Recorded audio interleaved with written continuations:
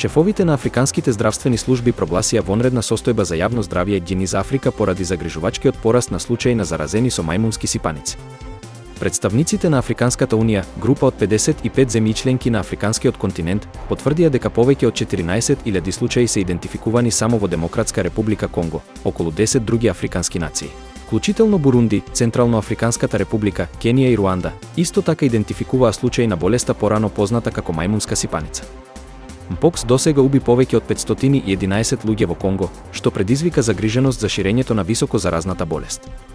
Светската здравствена организација го следи избувнувањето некое време, откако свика итен состанок во август 2024 година. Повеќе од $1.000.000 американски беа ослободени од фондот за вонредни ситуации на Светската здравствена организација за да се зголеми одговорот на загрижувачката епидемија. Научниците исто така се обидуваат да го забрзаат пристапот до вакцините, со 2 вакцини одобрени од властите во Конго ова лето. Мпокс може да доведе до болни лезии низ телото на една личност, па дури и може да убие лице во тешки случаи.